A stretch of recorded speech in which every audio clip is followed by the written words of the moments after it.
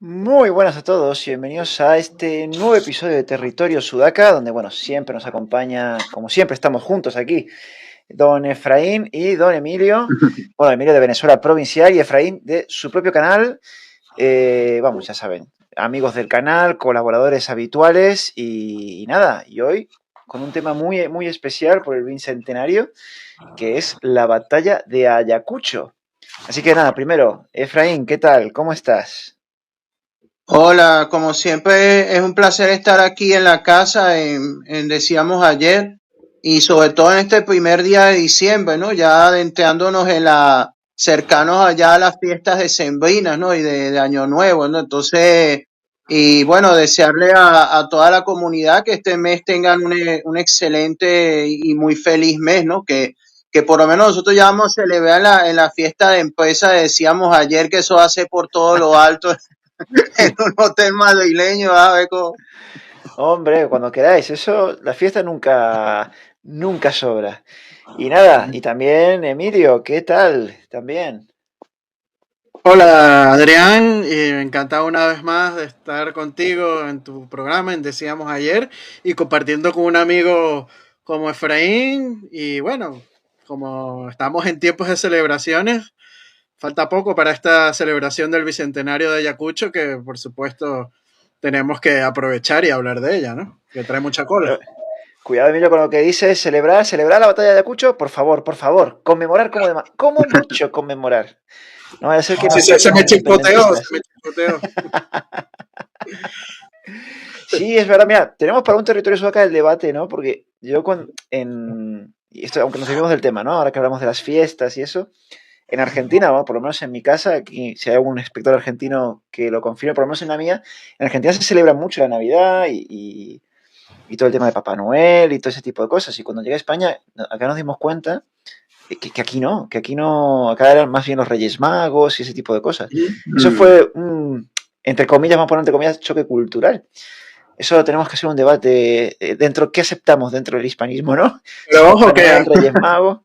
aquí en España, bueno, últimamente se está celebrando mucho Papá Noel el 24 de Sí, diciembre, en Navidad, ¿no? Sí. sí. No, pero es un buen tema, de verdad que es excelente tema para un debate así agradable, ameno. Sí, porque en Venezuela, ¿qué celebráis? ¿A Papá Noel, Reyes Magos, los dos? Navidad, Papá Noel. bueno, Sí, niño Papá Noel. Jesús y Santa Claus. Ah, mira, es que la sí, pero influencia anglosajona. los regalos los entregan en Navidad, el 24. El O Ah, 24 de Navidad. a las en, Ar- 12. Sí, en Argentina viene, eso es, en Argentina es igual. Viene Papá Noel a las 12 y los Reyes Magos es solo para los niños. Los Reyes Magos solo se acuerdan de los niños, a los sí, adultos que le den por el culo. que pones el calcetín y tal, para que te pongan algo por ahí. Eso es el zapatos, los zapatos, sí. Pues ahí tenemos un debate, ¿eh? Porque ahí sería interesante. Igual que lo de Halloween, el Día de Muertos también, que a mí el Día de Muertos, cuando lo conocí de México, me parece fabuloso el Día de Muertos, me parece Sí. muy bonito, muy Sí. bonito. Ese es el Día de Muertos que tenemos que rescatar, pero bueno, esos son Sí, otros. sí. Otros temas, sí. Vamos a Ayacucho, que bueno, yo voy Mm. adelantando que esta semana iré publicando las dos entrevistas que pude hacer sobre el tema con historiadores, que se me cayeron muchos, que a ver si los podéis recuperando a lo largo de diciembre o enero, por traer más luz, ¿no? Y conocimiento un poco más fresco sobre lo que es la batalla de Ayacucho en sí, que al final se le conoce como la última batalla, pero bueno, realmente después, tras Ayacucho, hay mucha resistencia, Sí. ¿no? En el propio Callao, Ujú. en San Juan de Ulúa, en Chiloé, quedan como esas pequeñas resistencias, pero bueno, Ayacucho sí que se toma como el fin, ¿no? Del imperio o la presencia española en América. Así que no sé, si quieres empezar tú, Efraín, con una primera aproximación de lo que vamos a charlar.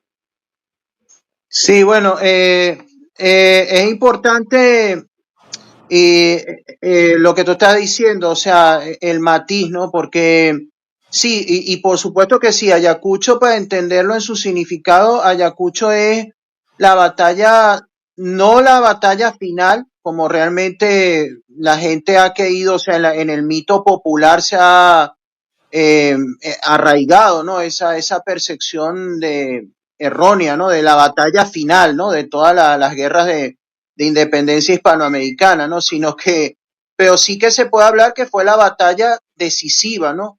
porque fue la destrucción del último gran contingente, del último gran ejército realista en las Américas, ¿no? En la América española continental. Y claro, después de ahí quedaron contingentes más o menos significativos en el Alto Perú, en el Callao, pero que ya no tenían ninguna esperanza, ¿no? Ya eran fuerzas aisladas que no tenían suficiente poder para oponer una resistencia importante, ¿no? O con alguna posibilidad de éxito, ¿no? Entonces, claro, la batalla de Ayacucho sí que se puede decir que marca el punto final, de alguna manera, de las guerras hispanoamericanas de secesión o de independencia, porque después de ahí todavía queda un epílogo, queda unos pequeños capítulos, pero ya sin esperanza alguna, ¿no? Pero claro, es una batalla también rodeada de mucho mito, de mucho debate, de mucha controversia, pero sobre todo a mí lo que me gustaría poner en valor, ¿no?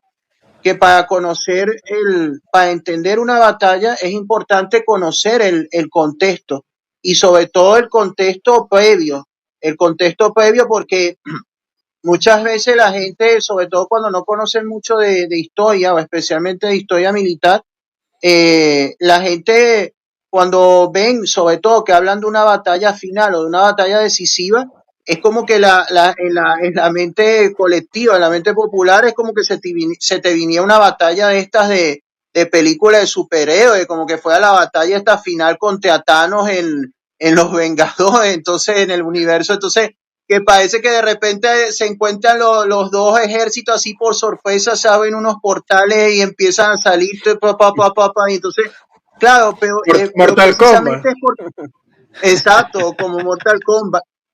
Y entonces, y entonces claro, pero es que para entender la batalla tú tienes que conocer todo el contexto previo y tienes que conocer lo que rodea, ¿no? Los antecedentes, porque si no te pierdes y no entiendes realmente cómo se llega ahí y cómo realmente la magnitud y el significado que tiene la batalla, ¿no? Y por lo tanto se te pierden muchas claves y no las llegas a entender en toda su magnitud. Entonces, por eso a mí en mi primer turno, me gustaría hablar un poco de eso precisamente del contexto previo, de cómo se llega ahí, ¿no? Y para poder entender las claves de la batalla en sí, ¿no?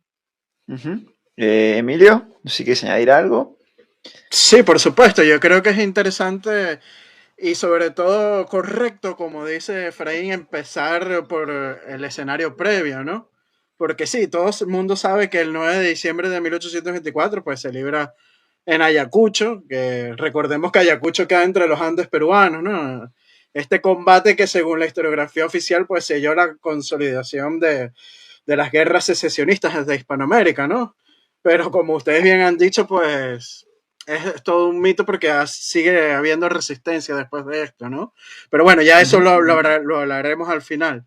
Y quisiera pues darle como, digamos, allanarle el camino a Efraín con esto de la actividad previa antes de la batalla, porque recordemos que antes de iniciarse la batalla, Simón Bolívar, que es uno de los actores principales de la independencia o secesión del Perú, él llegó al Perú en septiembre de 1823 en medio de un caos político ocasionado por el enfrentamiento sobre todo entre el Congreso y el presidente Ribagüero y recibió poderes absolutos para remediar pues la situación y combatir a los realistas en Perú.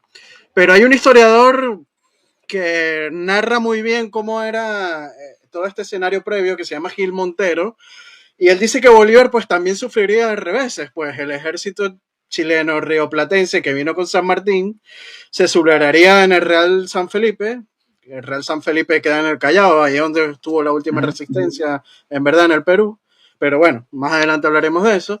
Y bueno, entregando ese fuerte a los españoles, quienes retomaban Lima, ¿no? Mientras que Bolívar tenía que replegarse en Trujillo, otra ciudad del Perú.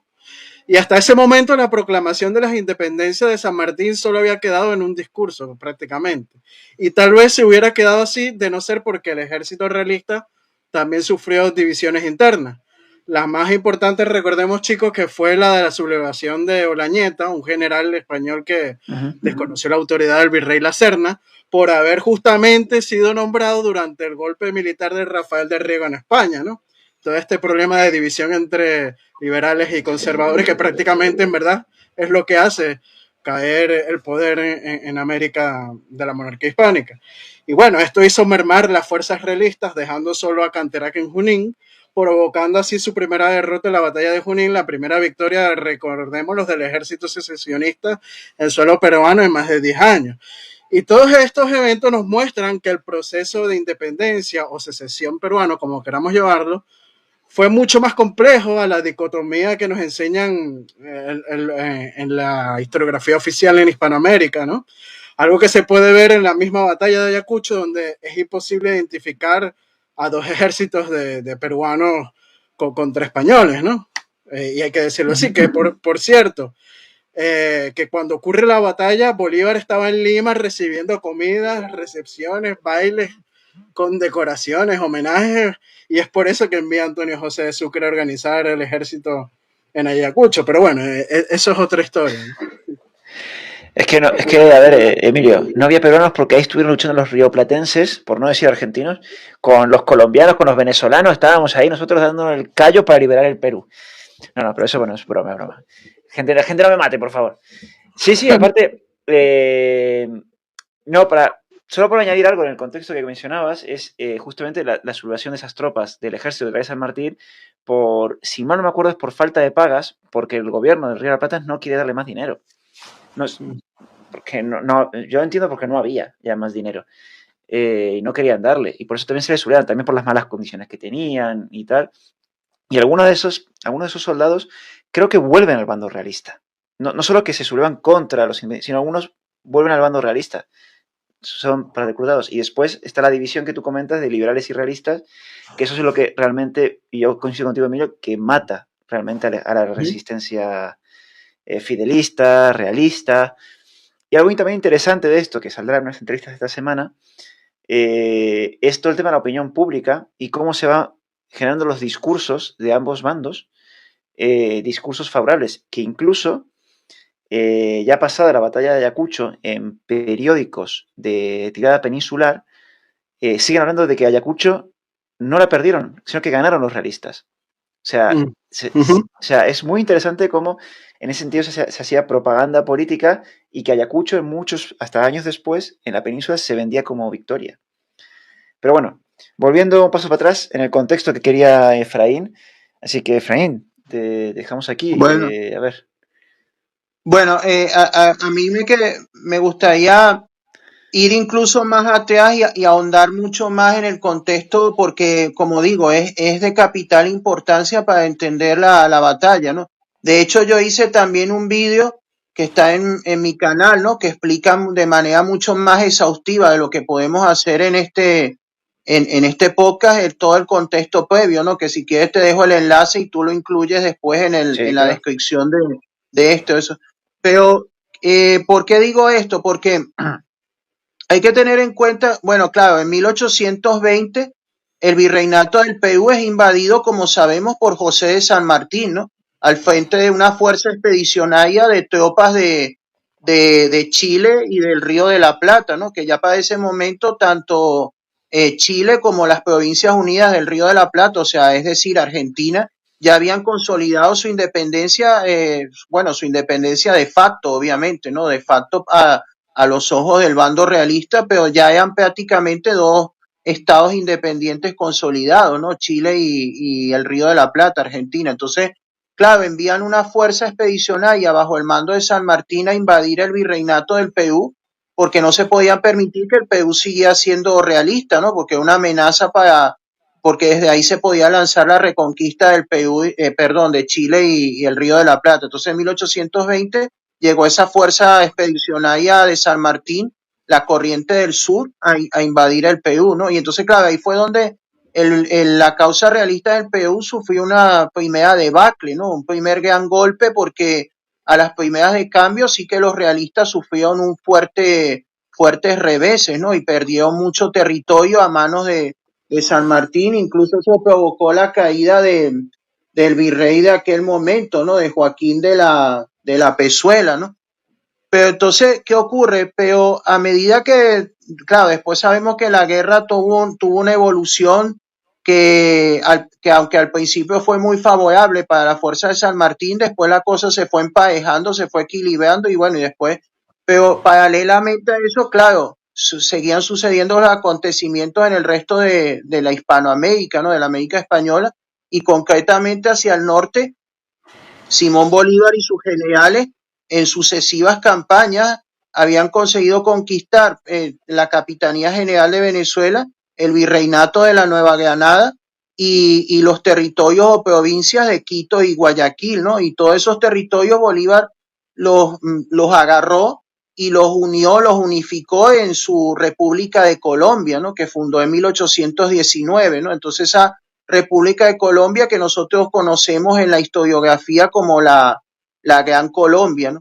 Entonces, claro, esa Gran Colombia que estaba formada por lo que actualmente sería Venezuela, la Colombia actual, que entonces era Nueva Granada, Ecuador, la República de Ecuador, que por supuesto eran Guayaquil y Quito, y Panamá, ¿no? Entonces, hay que tener en cuenta que, bueno, yo estuve investigando y sacando los cálculos, la Gran Colombia, o que, bueno, que hay que recalcar, porque siempre salta en los comentarios, como le comentaba Sí. Emilio el otro día en un podcast, siempre sale algún indignado tonto diciendo que no se llamaba Gran Colombia, que se llamaba República de Colombia. Sí, sabemos que se llamaba República de Colombia y así la llamaban en esa época, pero nosotros le llamamos Gran Colombia para distinguirla de la Colombia actual, que no tiene nada que ver, ¿no? O Bueno, también entonces, puedes decir, también puedes decir Efraín Colombia la Grande. Así contentas a todo bueno, el Colombia mundo. la grande, Gran Colombia, el huevo, la gallina, da lo mismo, ¿no? Entonces, bueno, pero el caso es que esa Gran Colombia tenía alrededor de 3 millones de kilómetros cuadrados, ¿no? Fíjate tú, 3 millones de kilómetros cuadrados que equivalen a 6 veces lo que es la España actual, ¿no? La España actual tiene poco más de 500.000 kilómetros cuadrados y aquello tenía 3 millones, o sea que cabían 6 Españas en la Gran Colombia. Y además tenía una población, según estimados para la época más o menos cercana a Ayacucho, la Gran Colombia tenía una población de casi 2,5 millones de habitantes, ¿no? Que comparado con la población del Virreinato del Perú, como máximo era de poco más de 1,200,000. O sea, es decir, la Gran Colombia tenía más del doble de la población del Perú. ¿Por qué quiero decir todo esto? Porque es importante saber que entonces ya se había consolidado, porque en la práctica ya Colombia la Grande o la Gran Colombia es un estado independiente ya consolidado, aunque fue un estado independiente de facto, entonces era una gran potencia enemiga de los realistas del Perú que estaba al norte, ¿no? Entonces, claro, era un poderosísimo enemigo encabezado por Bolívar, ¿no? Entonces ya de por sí ellos tenían suficientes problemas con la invasión argentina-chilena y ahora les iba a venir la invasión colombiana, ¿no? De la Gran Colombia, que aún, como digo, ya se consolidaba como una poderosa potencia regional, ¿no? Con dimensiones muy superiores a las del propio Perú, ¿no? Pero aparte de todo eso, o sea, hay que tener en cuenta que México ya se había independizado para la época de Ayacucho, México, Centroamérica, como decimos, la Gran Colombia, Chile, Río de la Plata. O sea, es decir, el Perú había quedado aislado, totalmente aislado. O sea, la corona española había perdido el control de todos los puertos, de todas las costas del océano Atlántico y del Mar Caribe en territorio continental, ¿no? Entonces, era imposible, y de las rutas terrestres, por supuesto. Entonces, es imposible hacer llegar ayuda desde la España peninsular o desde Puerto Rico y Cuba. Era casi imposible hacer llegar ayuda, ¿no? Porque había que bordear toda Sudamérica y subir frente a la Antártida, ¿no? Por la Patagonia. Entonces, se habían cortado las rutas logísticas, entonces, por lo tanto, el Perú había quedado aislado, ¿no? Entonces, eso es para entender el contexto tan difícil en que estaba el bando realista, ¿no? Aislado Y, porque antes, ajá, no, y solamente para agregar una curiosidad, que no se olviden que esta situación que está dibujando Efraín del Perú aislado es lo que buscaron los ingleses, por ejemplo, con el plan Maitland o el plan de Popham Miranda, atacar desde el Río de la Plata y desde Venezuela. La diferencia es que el plan Maitland atacaba desde Chile, pero la idea final era, lo que había que aislar era el Perú, que era el corazón de Sudamérica. O sea, hacer una especie de tenaza. Claro, esa era la idea de Puján y Miranda. Maitland, la idea de Maitland era llegar al Perú, porque el Perú se podía defender fácil, desde cualquier ataque. Exacto. Cortar al menos una ruta logística, porque eso se dejaba solamente una ruta para España. Y en este caso ninguna, que se hace una tenaza. No, es que tenés que rodear a Sudamérica. Sin puerto amigo, que eso también es otra cosa importante. Claro, porque hay que tener en cuenta que las eventuales ayudas o refuerzos, ¿no? y suministros que pudieran haber venido de la España peninsular, forzosamente tenían que llegar a puertos de la costa del Océano Atlántico o del Mar Caribe, pero ahora todos esos puertos estaban en manos independentistas, porque México, Centroamérica, la Gran Colombia, Río de la Plata y Chile, todos tenían gobiernos independentistas, ¿no? Entonces, por lo tanto, no, ya se había perdido toda esa oportunidad, todas las rutas habían quedado cortadas, ¿no? Entonces el Perú estaba aislado. La única manera de llegarle era por el Océano Pacífico, pero es que además en el Océano Pacífico también se había impuesto un bloqueo naval de las armadas independentistas. Entonces claro, ya el Perú estaba totalmente aislado, ¿no? Y en ese contexto es cuando en el año 1823... Lo mío es corto, que por eso es que Ángel Laborde desde Puerto Rico quería conquistar tierra firme, sobre todo el Panamá, ¿no? Lo que es ese estrecho de Panamá para poder tener acceso a abastecer al virreinato del Perú, ¿no? Exacto, pero entonces, bueno, pero entonces, claro, entonces llega el año 1823 y como está diciendo Emilio, porque el año anterior, 1822, ya San Martín había renunciado como protector del Perú, o sea que San Martín ejercía de jefe del Estado del régimen independentista peruano, ¿no? O sea, de jefe de Estado del Perú independiente, o sea que es que tiene lo suyo, ¿no? Que desde el principio, claro, los extranjeros, los foráneos eran los que manejaban el proceso independentista, pero en 1822 San Martín renuncia al protectorado y entonces para allanarle el camino a Bolívar, ¿no? Y entonces ya en 1823 Bolívar es llamado por los independentistas peruanos, representados en el Congreso de la República Peruana, es llamado a intervenir, ¿no? Y entonces él manda adelante a Sucre, a Antonio José de Sucre, al frente del ejército colombiano, ¿no? Del ejército gran colombiano, y él llega como a mediados de 1800, para julio de 1823, Sucre ya está en el Perú con el ejército colombiano y el Congreso peruano lo inviste de poderes y todo esto, y como dijo Emilio, ya para el 1 de septiembre llega Bolívar, ¿no? Pero, y llegan en un momento en que, claro, ese año 1823, el bando independentista o secesionista está recibiendo fuertes derrotas, ¿no? Porque el bando realista, a pesar de todo, se había recuperado bastante y todo ese año de 1823 consiguió frustrar todas las campañas del bando independentista. Incluso en un primer momento a Sucre le va mal cuando está recién llegado, pero sin embargo, claro, la noticia del arribo del ejército colombiano es un golpe a la moral de los realistas, ¿no? Pero como también asomaba Emilio, claro, en un primer momento Bolívar tampoco las tiene consigo porque el bando independentista peruano está dividido en dos presidentes de la República y dos gobiernos, ¿no? Que eran los de Rivagüero y Torretagle, ¿no? Y entonces Bolívar se pone de parte de Torretagle y está a punto de estallar una guerra civil interna en el bando independentista, pero al final al otro, a Rivagüero, lo traicionan sus oficiales y se lo entrega, lo derrocan, y así Bolívar consigue unificar el bando independentista peruano, ¿no?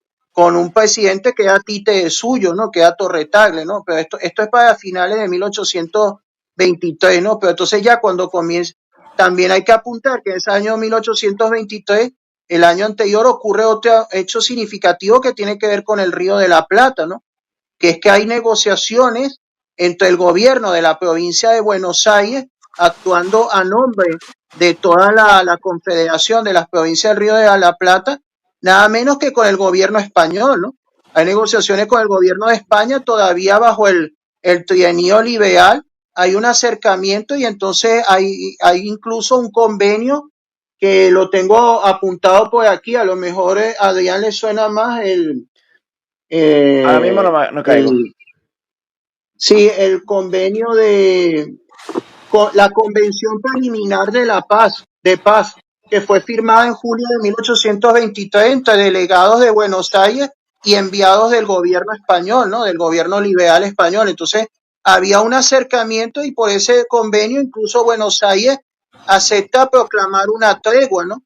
Y entonces, claro, de eso provocó un gran debate y una mala situación en el bando independentista del Perú, porque incluso voceros de Bolívar acusaron al Río de la Plata de que estaba abandonando la causa, ¿no? En el Perú, ¿no? Que estaban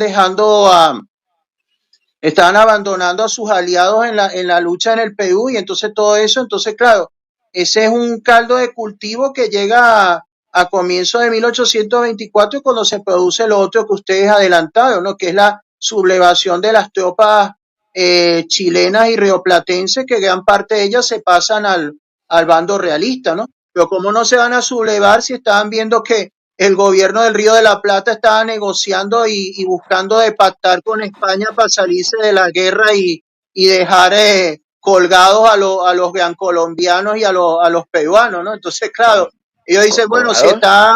está, claro, si ¿Qué está colgados?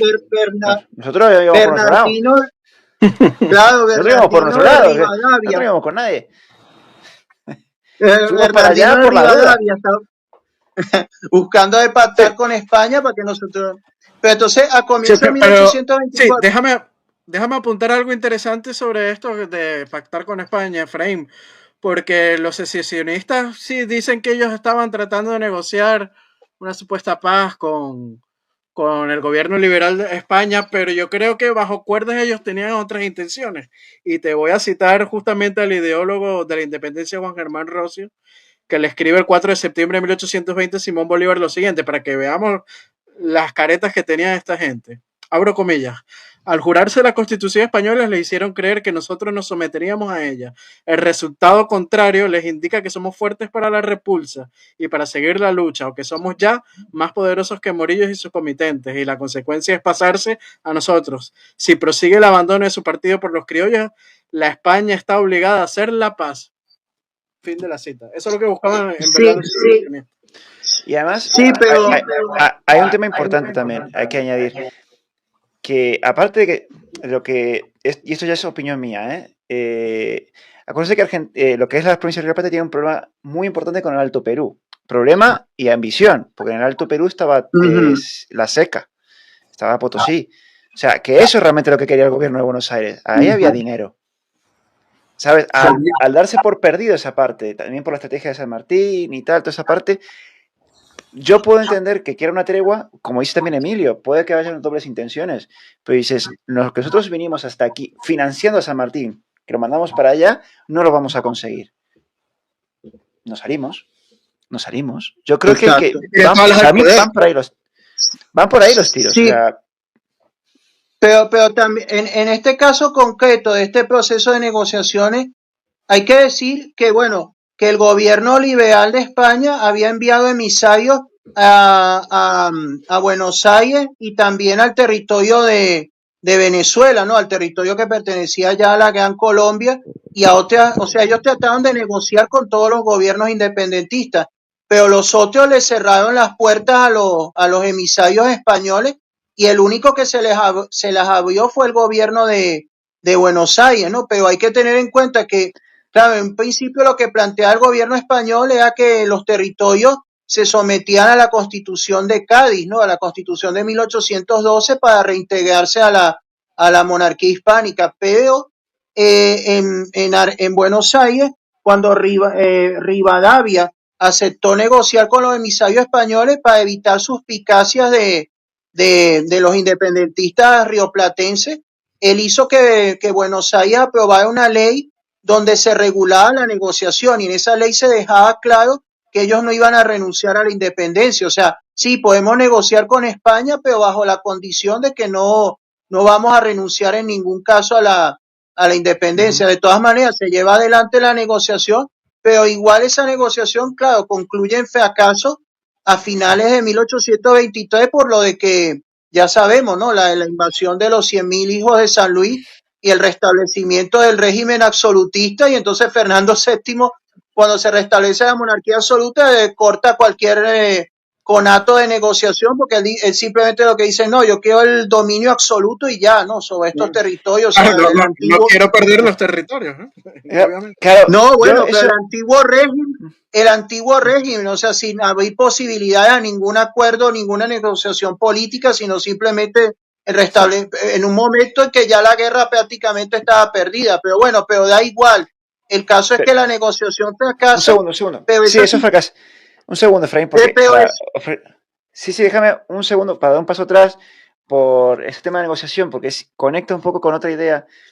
Antes de 1816, que es cuando se hace el Congreso de Tucumán en el Río de la Plata, que declara la independencia y todo eso, en Buenos Aires había una propuesta autonomista de que se ponga en el Río de la Plata una autonomía y lo llevaron ante Fernando VII. Me parece que ante Fernando VII, mucho antes del Triunviro Liberal, se lleva esa propuesta y Fernando VII se niega. Entonces, tal vez entiendo que tal vez cuando vinieron los liberales españoles, el Triunviro Liberal, dijeron, bueno, mira, ¿cuál es esta propuesta que le hiciste a Fernando VII? Nosotros la aceptamos. Pero claro, ya era tarde ahí. Era totalmente tarde. Ya estamos acá sentados en la poltrona, vas a venir vos a sacarme ahora. Claro. No van a entregar el poder. Ya, una vez que ya lo tenemos. Una vez que tienen agarrado el toro por los cachos o por los cuernos, no lo van a soltar. Hombre, claro. Claro, pero todo esto viene a cuenta, para no salirnos del tema, entonces que eso explica bastante, porque a comienzos de 1824 seguramente había una gran desmoralización en las tropas argentinas y chilenas del llamado Ejército Unido Libertador en el Perú, y entonces los tipos se sublevan y cambian de bando al bando realista y entregan las plazas del Callao, y luego entonces se pierde Lima, ¿no? Bolívar tiene que ordenar la evacuación de Lima, pero también esa coyuntura permite reforzar el poder político de Bolívar en el Perú, ¿no? Porque el Congreso peruano en febrero de 1824 aprovecha con la excusa, ¿no? De la debacle que estaba sufriendo el bando independentista, aprovechan para destituir al presidente de la República Peruana, a Torre Tagle, que de todas maneras es un simple títere de Bolívar. Lo destituyen y ya nombran a Bolívar dictador, ¿no? Dictador de la República Peruana, dictador del Perú, ¿no? Al mismo tiempo que sigue siendo presidente de la República de Colombia, de la Gran Colombia. Entonces, con lo cual acumula los dos cargos. Es jefe de Estado tanto del Perú como de la Gran Colombia. Pero entonces se produce esa situación a comienzos de 1824 en que la suerte militar, la suerte de las armas parece que le está sonriendo un poquito de nuevo al bando realista, porque tienen que evacuar Lima los independentistas, y Bolívar se encuentra en una situación un tanto desesperada, ¿no? Porque los realistas están avanzando, incluso él llega a temer que el ejército colombiano o gran colombiano en el Perú sea destruido, ¿no? Que sea destruido, arrasado por las tropas realistas que están en un avance muy vertiginoso, ¿no? Y por eso Bolívar aplica una implacable política de tierra quemada, ¿no? Arrasando todas las tierras que va evacuando para que los realistas no las puedan utilizar, matando el ganado, quemando los sembradíos y todo eso. Pero justamente cuando está esa situación a comienzos de 1824, es cuando se produce lo otro que apuntaba el pana Emilio, ¿no? Que es la rebelión de Olañeta, ¿no? Que entonces, claro, los independentistas a finales de 1823 habían conseguido evitar una guerra civil interna en el bando independentista, porque uno de los dos presidentes, Rivagüedo, fue traicionado por sus hombres y lo destituyeron y se sumaron al bando del otro presidente bajo el comando de Bolívar. Pero en cambio en el bando realista, a comienzos de 1824, sí que no se consigue evitar una guerra civil interna, ¿no? Que este señor Olañeta se subleva en contra del virrey de la Serna por consecuencia de lo que pasa en la España peninsular, ¿no? De la restauración del régimen absolutista. Y entonces, claro, como con esa excusa Olañeta se subleva proclamándose fiel al bando absolutista en contra de la Serna, que se veía como un constitucionalista, ¿no? Entonces los realistas se empiezan a enfrentar entre ellos mismos y entonces eso lo aprovecha Bolívar para tener un respiro, tiene un valor de oxígeno y le llegan los refuerzos que había solicitado de Colombia, de la Gran Colombia, desembarcan o empiezan a cruzar la frontera y entonces se respira. O sea que los realistas se dispararon en un pie, ¿no? O sea, le pusieron un poco más fáciles las cosas a Bolívar, porque cuando tenían a Bolívar un poco acorralado, que ya Bolívar creía que incluso los realistas hasta podían cruzar la frontera y subir a Colombia, y entonces ahora ellos se dividen los realistas entre constitucionalistas, absolutistas, y se empiezan a matar entre ellos mismos, ¿no? Y entonces en medio de esa campaña de realistas contra realistas, Bolívar recibe refuerzos de Colombia y se lanza de nuevo a la ofensiva, ¿no? Y entonces así es como el contexto cambia en el año 1824 de nuevo, pasan a la ofensiva y en agosto se consigue la victoria de Junín, ¿no? Una victoria que además fue muy disputada porque Bolívar incluso en plena batalla creía que iban a perder la batalla y ordenó la retirada, y si no es por un oficial peruano que ordena la carga desoyendo las órdenes de Bolívar, la batalla se hubiera perdido para los independentistas, pero consiguen ganarla y con eso destruyen un importante contingente realista, con lo cual ya solo queda el contingente que se batía unos meses después en la batalla de Ayacucho. Claro, y eso hay que añadir una cosa. En el fondo te pones a pensar lo que tú hablas de cifras de recursos humanos, por decirlo de alguna manera, ¿no? Que tenía el Virreinato del Perú frente a esa gran Colombia. Sin poder recibir refuerzos de la península, ¿cuánto podría haber resistido? ¿Sabes? ¿Cuánto podría haber movilizado el Virreinato del Perú para resistir? ¿Sabes? Posiblemente, hasta te digo más, por retomar lo de la tregua con las Provincias Unidas, hasta eso podría haber puesto imagínate que consigue hacer una tregua con las Provincias Unidas del Río de la Plata y con Chile. Ya por lo menos esa frontera la tienen pacificada, entre comillas, por decirlo de alguna manera, ¿no? Y se podrían centrar solo en la Gran Colombia. Pero yo lo veo muy complicado ya para 1823-1824 la resistencia del Perú, sin refuerzos de la península. Lo veo muy complicado. Sí. Bueno, por eso es que Ángel Laborde realiza ese plan desde Puerto Rico de querer conquistar tierra firme para poder conquistar Panamá y de ahí abastecer el Perú. Pero bueno, era una tarea alta complicada y es por eso que al final tampoco se lleva a cabo, ¿no? Porque claro. Recursos y con la situación en la península como estaba, pues tampoco había mucho. Sí, que esto conecta mucho con la entrevista que hice sobre la independencia de Centroamérica, que es muy interesante esa entrevista, y en el que entran en juego, obviamente, el Imperio Mexicano con Iturbide y Simón Bolívar, porque en principio esa parte es como que queda ahí olvidada, incluso por la propia península, como diciendo, ¿hasta qué parte qué pasa? Y prácticamente casi son empujados a independizarse, tanto por Bolívar como por Iturbide, como diciendo, ustedes o se vienen con uno de nosotros o son conquistados, ¿sabes? No puede quedar esto en manos de España. No, porque es una amenaza justamente, es que es el centro de toda América, ¿no? Desde ahí pueden lanzarse ataques a todos lados. Y fueron casi forzados a independizarse Centroamérica. Sí, bueno, que de Costa Rica para el norte se une al Imperio Mexicano de Iturbide y Panamá pues decide anexarse a Colombia la Grande, ¿no? Y es por eso que subsiste esa división. Sí. Sí, que no, lo que, bueno, ahondando en lo que estaba diciendo Adrián y eso, claro, es que efectivamente en un primer momento Centroamérica sí se había ido con el Imperio Mexicano, pero cuando cae Iturbide, cae la monarquía y se proclama la República Mexicana, Centroamérica se independiza, como dice Adrián, ¿no? Por la presión de arriba y abajo. Entonces Centroamérica se convierte en las Provincias Unidas de Centroamérica, o la República Federal Centroamericana. La República Centroamericana. Que aparte, entonces, aunque nos desviemos mucho del tema, ¿no? No tiene nada que ver, es que me fascinó cuando hice la entrevista sobre la independencia de Centroamérica, me parece un proceso fabuloso, porque no se parece a nada del Imperio Mexicano o de Sudamérica, es muy interesante. Pero me hace gracia cuando se dice que se va con el Imperio Mexicano, porque Iturbide dice, bueno, señores, os buscan la independencia y tal. Yo, mientras tanto, voy a mandar un ejército, no sé si eran unos 10.000 hombres, para asegurarme de que todo se haga en paz y esté bien. Pero mis 10.000 mexicanos van a ir para allá, por las dudas, ¿eh? Por si. ¿Sabes? Es que me fascina eso de que se va bonito, pues que prácticamente es que lo hicieron vamos, a punta de pistola la independencia con el Imperio Mexicano.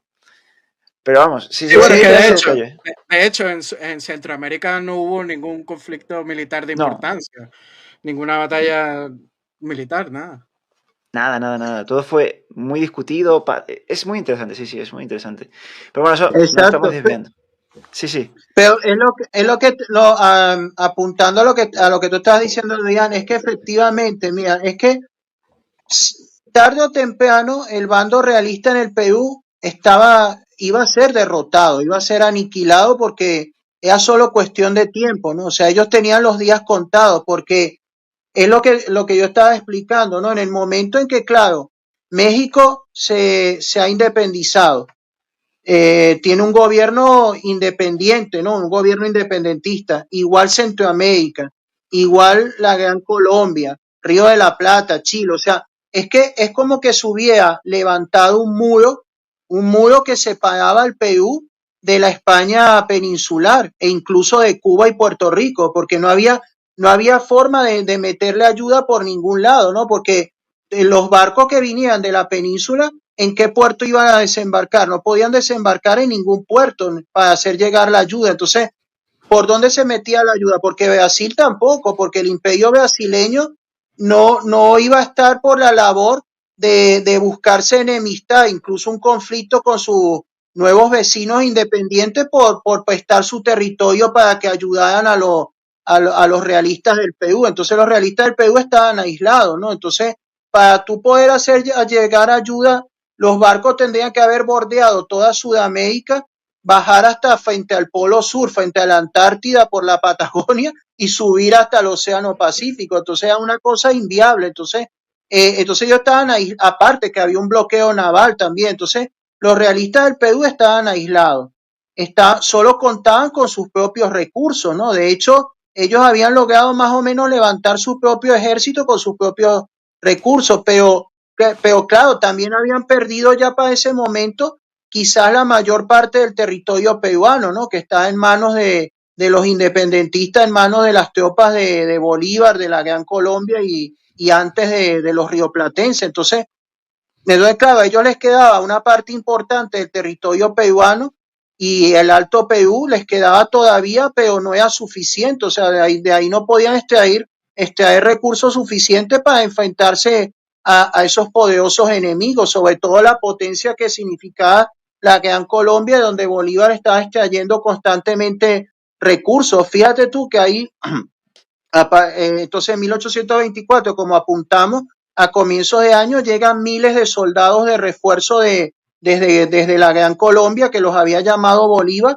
llegan para sacar a Bolívar de aprieto, ¿no? Y todavía siguieron llegando más contingente, incluso después que ya se había peleado la batalla de Ayacucho, como no se habían enterado, llegó todavía un contingente de 4.000 soldados más de la Gran Colombia, o sea que venían en camino, pero no se enteraron de que entonces. Claro, entonces ellos estaban, los realistas del Perú estaban prácticamente desahuciados, estaban rodeados por enemigos sin recursos y sin posibilidad de recibir refuerzos, ¿no? Y entonces, claro, en esa última campaña, Sucre los va, y sin embargo, en esa campaña el virrey de la Serna maniobró, ¿no? Intentó varias veces acorralar antes de llegar a la batalla, intentó y atacar a Sucre, pero Sucre era muy hábil moviéndose en los terrenos difíciles para utilizar la geografía a su favor, ¿no? Y entonces, claro, llega un momento en que el ejército realista se ha desgastado mucho en una guerra de movimiento y entonces también llegan como un boxeador que llega bastante cansado al último round, ¿no? Y entonces así llegamos al día de la propia batalla, ¿no? Claro, y aparte, lo que tú comentas, está bien el símil, que llega cansado, pues aparte, cada baja del ejército realista tiene que ser sustituida por gente que no tiene ningún tipo de experiencia militar. No es que los anteriores lo tuvieran muchísima, pero cada vez es menos, lo cual también va a explicar muchas cosas también de lo que va a pasar en la batalla de Ayacucho. Y yo creo que lo resume muy bien. Ese aislamiento se traduce también en eso, que es un desgaste brutal, tanto anímico como en recursos materiales. Porque eso también conecta mucho, que es lo que comentábamos con Emilio muchas veces fuera de cámara, que es lo que viene después de la batalla de Ayacucho, que son todas estas teorías de si realmente fue una batalla real, no fue una batalla real, si estuvo amañada, no estuvo amañada, que es interesante. Yo que ya lo veréis en el programa con más detalle, que habla de un testimonio de un soldado que estuvo en Ayacucho, que se recoge con un diario que él hizo, que habla que hay, si no hay, si él no hay, es lo que hace la historia es recoger ese testimonio de ciertos actos sospechosos que él ve en ciertos oficiales. Pero que tú no quiere decir nada, no es concluyente esas pruebas de que estuviera amañada la batalla, pero que también deja la puerta abierta a que tal vez no está amañada, pero que pudiera haber una quinta columna dentro del ejército realista, algún que otro traidor. Que eso también puede ser, ¿sabes? Y Sí. son pruebas, son indicios de que puede, no concluyentes. Eso es un testimonio de que escucha una conversación cuando está esta parte ante la batalla más fraternal, que se encuentran los hermanos de los ejércitos, ese tipo de cosas que ocurrió. Pero vamos, nada, es que quería dejar eso ahí porque es que tenemos que hablar de las teorías de Ayacucho, porque eso es que hay que verlo. Sí, bueno, yo sobre estas teorías de que la batalla fue amañada hasta que no haya una prueba contundente, pues no me lo creo, ¿no? Y estas teorías de conspiración que estaban los masones atrás y que ambos bandos, los masones, pactaron, bueno, hasta que no haya documentación de la época fiable, pues es muy difícil de aceptarlo, ¿no? Pero sí es posible de que haya dentro del ejército realista gente que veían, pues como hemos dicho, toda la situación contraria, casi que imposible seguir resistiendo, pues a lo mejor en el primer momento en que en plena batalla, pues vea a todos perdidos, pues cambiar de bando y sacar la banderita de blanca, ¿no? De rendición, que es lo más seguro que haya pasado. Pero como hemos visto, todos estos eventos y como dije anteriormente también, nos muestran que el proceso de independencia o secesión peruano fue mucho más complejo a la dicotomía que enseñan en las escuelas en el Perú y en el resto de los países de Hispanoamérica, ¿no? Algo que se puede ver en la mismísima batalla de Ayacucho, donde es imposible identificar a dos ejércitos, como lo han enseñado, de peruanos contra españoles. Y me gustaría mucho hablar de la confección, de cómo se organizaban y quiénes integraban el ejército, tanto independentista o secesionista como el realista, ¿no? Porque cita el historiador de la Universidad de Cambridge, Frederick Alexander Kirkpatrick, sobre la composición del ejército realista lo siguiente, lo voy a citar brevemente. A ver, abro comillas. De los 9.000 realistas que pelearon en Ayacucho, no más de 500 fueron españoles, oriundos de la metrópoli. Fin de la cinta. Ese dato, pues, no era una revelación, pues ya desde antes autores como Andrés García Camba confirman que de la profunda lealtad indígena y de cómo estos conformaron el grueso del ejército realista peruano. Y cita García Camba lo siguiente. La deserción del servicio militar era genial a los indígenas del Perú, de quienes se componía el ejército real. Los individuos europeos de todas las clases que contaba el ejército en Ayacucho pasarían poco de 500. Este es otro historiador que señala casi lo mismo que Patrick, ¿no? Y es que en realidad este no era un fenómeno aislado, pues otro historiador que es Heraclio Bonilla menciona que en ese año había en América un ejército realista de 87.000 hombres. 41.000 en Nueva España, o sea, en México, ¿no? 19.000 en las Antillas y 27.000 en Sudamérica. Porque, acordémonos que sí, Nueva España o México se había independizado, pero en el puerto de Veracruz todavía habían bastantes soldados. En San Juan de Ulúa. Sí, sí. En San Juan de Ulúa. Y también algunas guerrillas realistas, por eso es que se habla de 41.000 en Nueva España, ¿no? Y bueno, y 27.000 en Sudamérica, de los cuales solo un tercio eran netamente europeos, o sea que prácticamente fue una guerra civil, como siempre se ha dicho, entre los mismos americanos. Y se dice, bueno, de la batalla que antes de iniciarse, pues, de Ayacucho, que como hemos dicho, supuestamente selló el fin de las guerras de independencia en Hispanoamérica, se dice que los jefes de ambos ejércitos acordaron que 80 hombres de cada bando, parientes en primer grado, se acercasen al centro del campo para poder saludarse antes de matarse cordialmente, ¿no? Prácticamente. y pudo verse, pues, supuestamente hermanos enfrentados abrazándose entre sí, o padres que eran oficiales en el ejército del rey abrazándose con sus hijos que luchaban, pues, en las tropas independentistas. Pero otro actor importante que atraer a cotación, ¿no?, de todo esto de la batalla de Ayacucho es el expresidente José de la Riva Agüero, que él hizo una historia de la independencia de Perú muy importante, ¿no? Y señala en sus memorias sobre la batalla lo siguiente. Vamos a ver qué dice Riva Agüero. Abrimos comillas. En este rincón famoso, está hablando de Ayacucho, un ejército realista compuesto en su totalidad de soldados naturales del Alto y del Bajo Perú, indios, mestizos y criollos blancos, y cuyos jefes y oficiales peninsulares no llegaban a la 18ª parte del efectivo.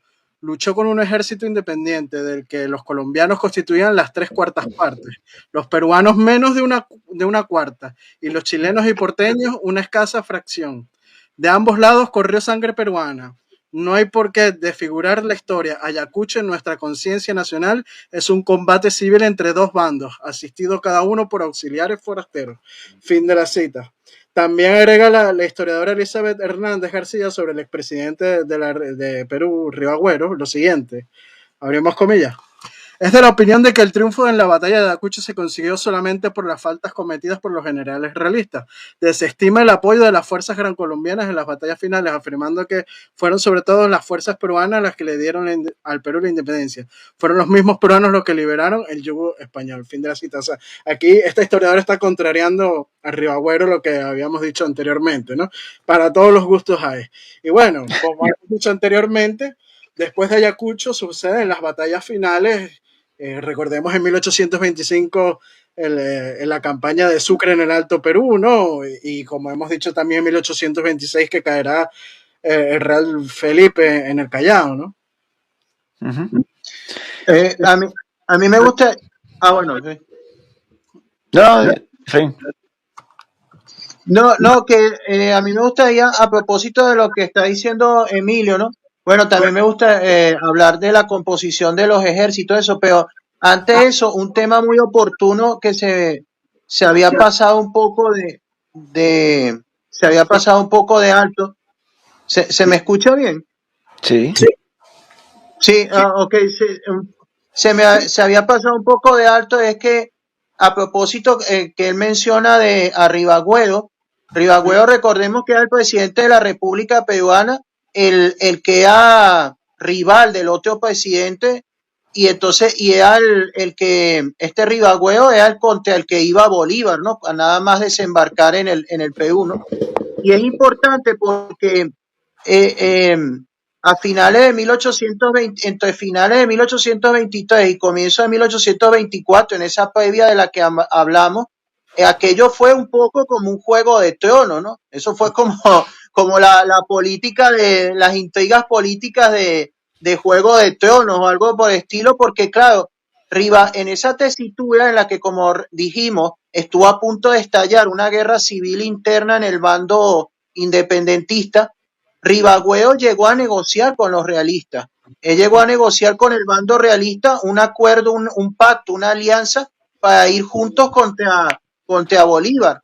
Claro que ese pacto se malogró porque, como dijimos, al propio Rivagüeo lo traicionaron sus oficiales y lo destituyeron en una especie de golpe de Estado. Y bueno, lo hicieron prisionero y Bolívar lo metió preso, eso es lo que iba a decir.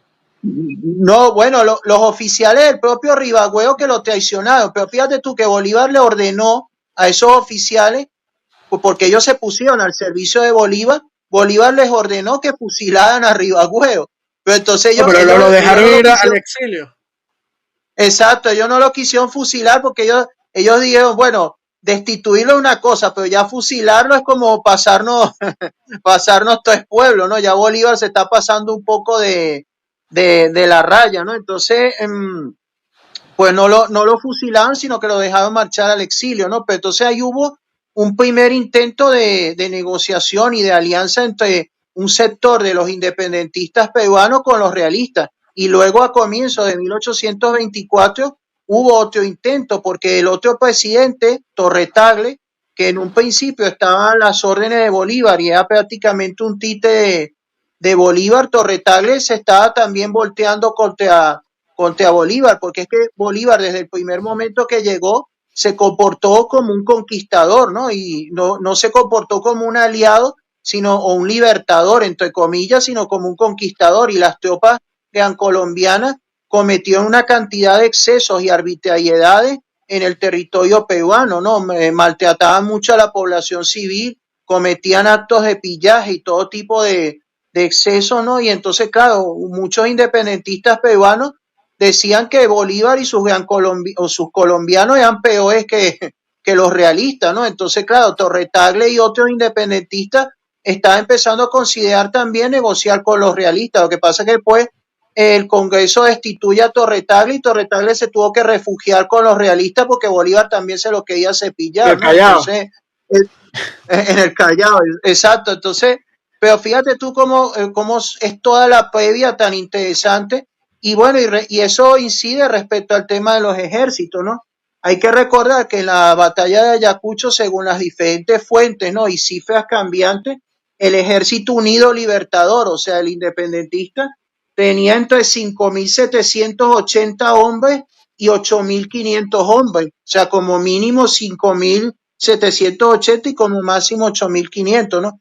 Y claro, bueno, fíjate lo que dice Ribagüeo en palabras de Emilio, ¿no? Que él dice que hasta 3/4 partes eran de la Gran Colombia, ¿no? Y hay que recordar que o hay que apuntar, ¿no? Porque esto es una cosa que muchas veces la gente, yo me doy cuenta cuando ven los podcasts, no lo entienden un poco, ¿no? Se quedan, bueno, es normal, ¿no? En la ingenuidad. Dice, pero yo no entiendo si dicen que la mayoría de la población estaba con el bando realista, entonces, ¿de dónde sacan tantos miles de soldados los ejércitos independentistas? Claro, ¿verdad? Porque era recluta obligatoria, o sea, eran la leva obligatoria. Entonces, cuando los independentistas conquistaban un territorio y afianzaban su gobierno en ese territorio y ejercían prácticamente como gobierno, aunque fuera gobierno de facto, ellos procedían a hacer levas, o sea, campañas de reclutamiento forzoso, ¿no? Y entonces,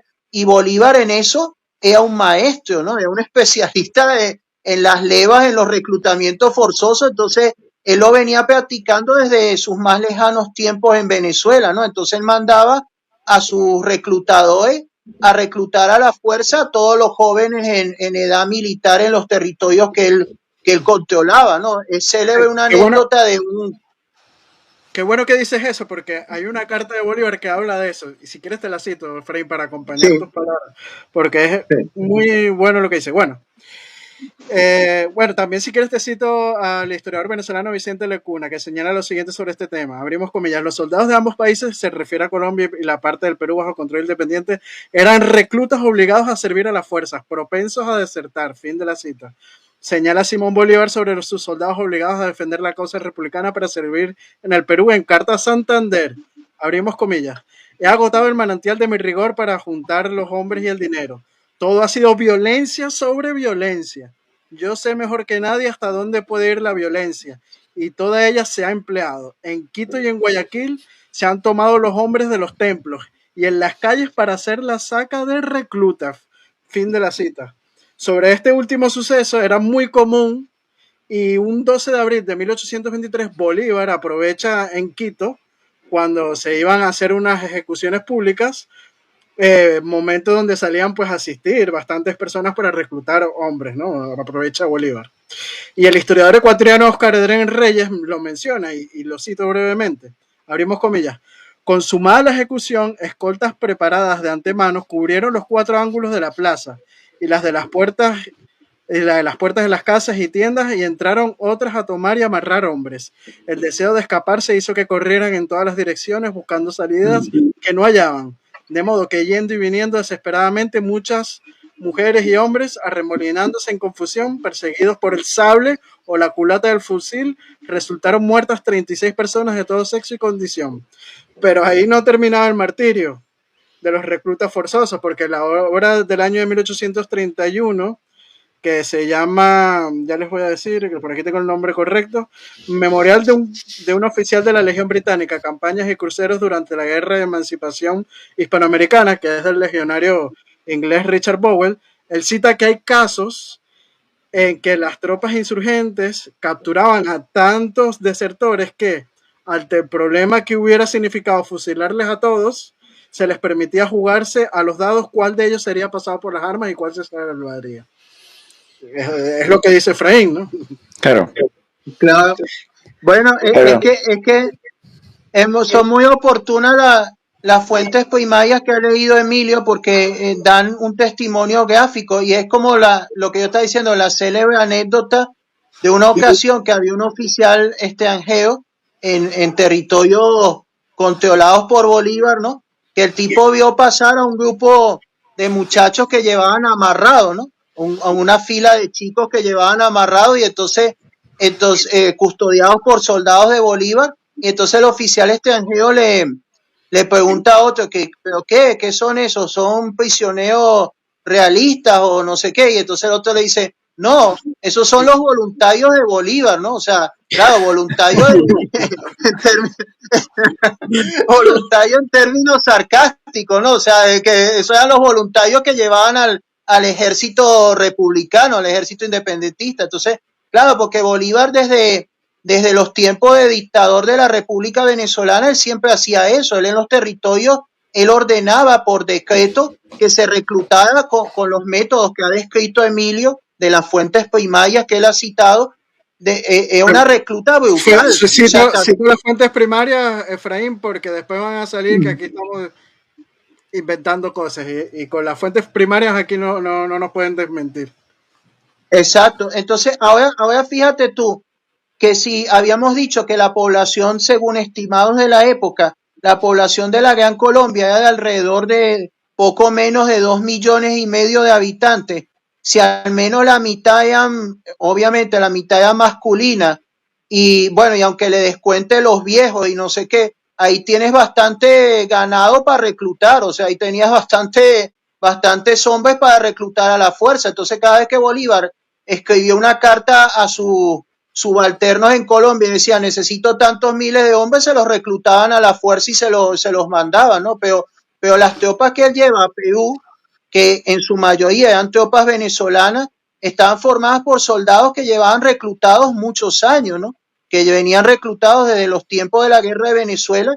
Y entonces, claro, ya tenían muchos años de servicio acumulado y eran tropas veteranas y por lo tanto eran buenos en lo suyo, pero además no tenían otra alternativa que combatir, porque si los traían después de años de servicio forzoso, los traían desde Venezuela a Perú, a una tierra que no conocían, entonces no les quedaba otra cosa que combatir, ¿no? Porque para dónde iban a desertar en Perú, ¿no? Pero eran ya tropas veteranas, fogueadas, entonces claro, el ejército colombiano tenía esos soldados venezolanos, bueno, y algunos neogranadinos también, con muchos años a cuestas de recluta forzosa, pero ya veteranos, y también tenían, cómo no, también es cierto que había unidades como en el batallón Rifle, que habían bastantes mercenarios británicos, mercenarios europeos, pero en su mayoría británicos que también sí, pero en la campaña de Perú ya quedaban pocos, pero había. Queda poco. Había algunos, sí, había algunos todavía sobrevivientes. Entonces, claro, eran tropas ya profesionales, entonces, claro, era normal y a eso se sumarían, claro, los reclutas peruanos que Bolívar, en su condición de dictador de la República Peruana, también aplicó en Perú su misma política de recluta forzosa.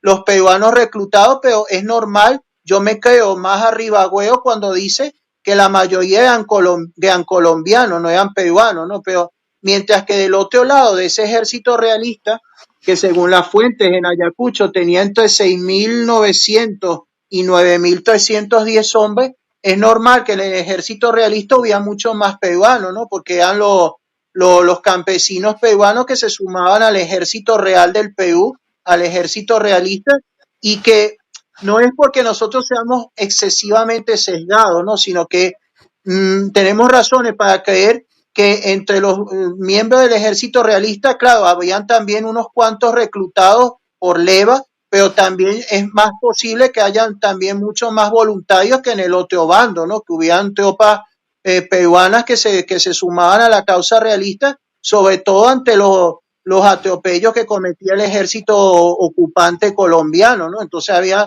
más posibilidades, pero de todas maneras eran campesinos que, como apunta Adrián, esos campesinos eran reclutados y claro, a ti en pocos días o pocas semanas, ¿cómo te van a formar para ser un buen soldado? Sobre todo si tienes enfrente a las tropas de Bolívar que tenían muchos más años de experiencia y formación.